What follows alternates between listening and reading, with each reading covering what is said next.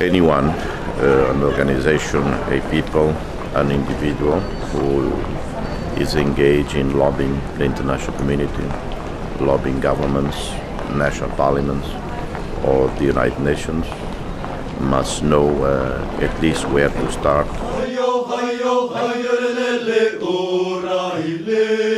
At the beginning of 1987, I happened to be in Europe and had a meeting at Geneva with a friend of mine in the Centre for Human Rights, who invited me back to a small party at his house where I met Ramos-Horta. And I'd heard of him, and I gave him my card, and we chatted briefly. And I forgot all about it, so to speak, until May the following year. I had a phone call from him. He was here in Australia and wanted to discuss a particular idea.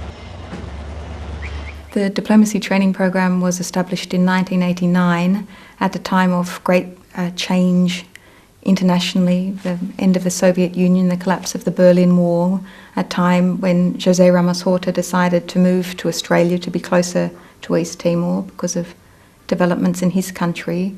All the time he'd been representing East Timor in New York at the United Nations, he got the firm impression that people in this part of the world, particularly the Pacific, made very little use or effective use of UN human rights procedures.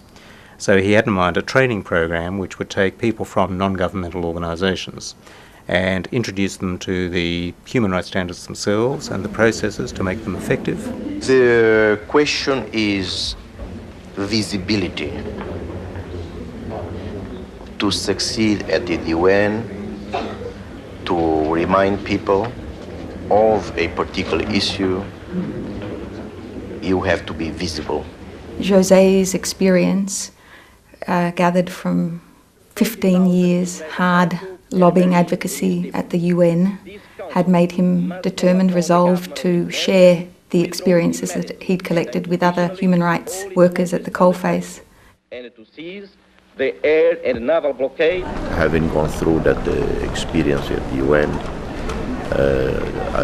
without any prior learning, without any prior exposure, I didn't want my own brothers and sisters, particularly indigenous people, to go through the same. His experience had been that existing human rights programs in international relations were very Eurocentric, very theoretical, not concerned with equipping participants with skills in order to enable them to practice human rights international relations work. Eventually we formed a small committee, and within 6-7 months we were running our first summer program.